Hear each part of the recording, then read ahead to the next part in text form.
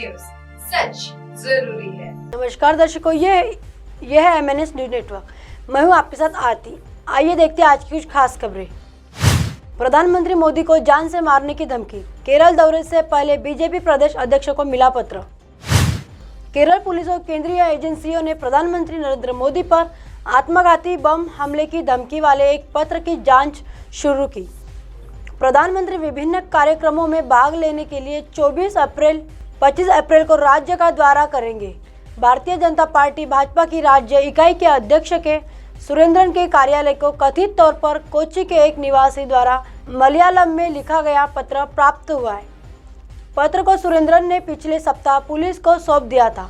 Threat to kill PM Modi ADGP खुफिया की एक रिपोर्ट मीडिया में प्रसारित होने के बाद आज धमकी भरे पत्र की खबरें सामने आई है।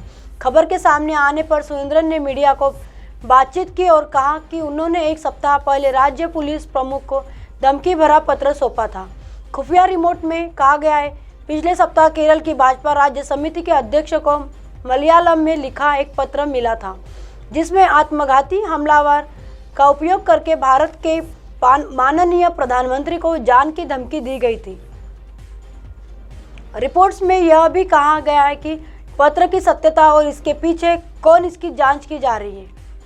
49 पन्नों के इस रिपोर्ट में ड्यूटी पर तैनात अधिकारियों के नाम, उनकी भूमिका, प्रधानमंत्री के विस्तृत कार्यक्रम की समय सारणी सहित अन्य बातों की जानकारी दी गई। केंद्रीय राज्य मंत्री वी मुरलीधरन ने भी ADGP खुफिया रिपोर्ट के कथित लीक होने की निंदा की और कहा कि यह एक गंभीर मामला है। इस बीच कोच्चि निवासी NJ जॉनी ने आज कहा कि वह निर्दोष है। जॉनी का नाम और नंबर कथित धमकी भरे पत्र में था। उन्होंने मीडिया से कहा, पुलिस ने मुझसे पूछताछ की है, मैंने उन्हें सारी जानकारी दी है। उन्होंने लिखावट और हर चीज़ की जांच की। जॉनी के परिवार ने कहा कि पत्र को लेकर उन्हें इलाके के एक अन्य व्यक्ति पर शक है, जिससे वह एक चर्च से संबंधित किसी मामले को लेकर कुछ विवाद है। ठाणे, गुजरात में हुए नरसंहार के लिए सत्ताधारी दल जिम्मेदार। कल के फैसले से साफ है कि कानून संविधान की हत्या की गई। शरद पवार। Maharashtra news desk. गुजरात में अल्पसंख्यक मारे गए, यह एक राजनीतिक दंगा था।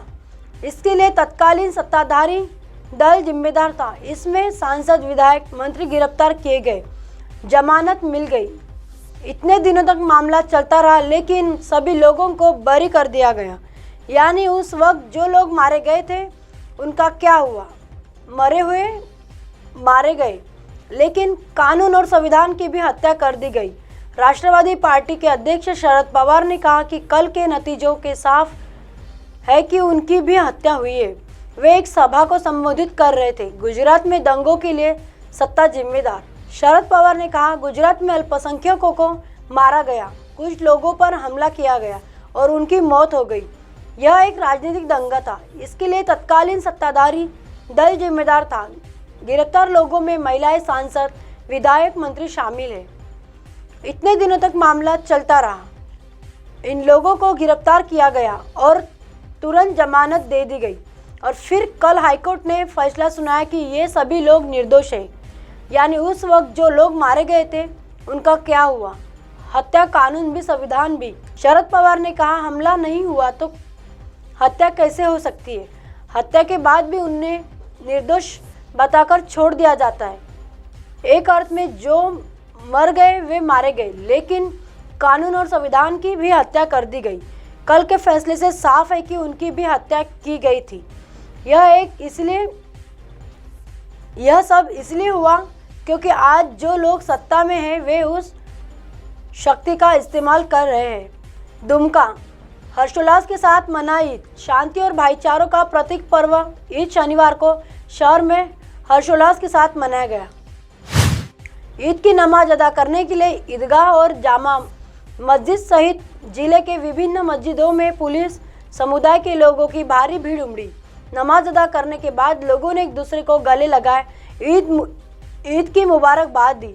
शहर के जामा मस्जिद में ईद उल फितर के मौके पर तकरीर पढ़ी गई। शहर के जामा मस्जिद में ईद उल फितर के मौके पर तकरीर पढ़ी है। ईद के अवसर पर शहर के दुधानी ईदगाह, जामा मस्जिद, जरूआडियल, खिजुरिया, लकीकुंडी, डंगालपाड़ा, कुमारपाड़ा, राखाबनी, मकदमू नगर मस्जिद, न्यू डंगालपाड़ा मस्जिद और आसपास की मस्जिदों में नमाज पढ़ी गई।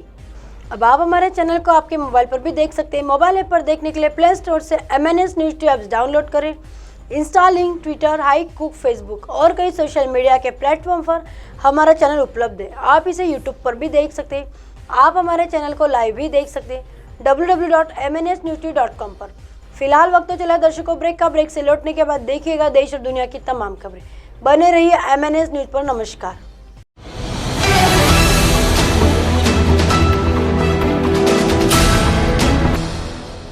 ये है MNS न्यूज नेटवर्क और आप देख रहे हैं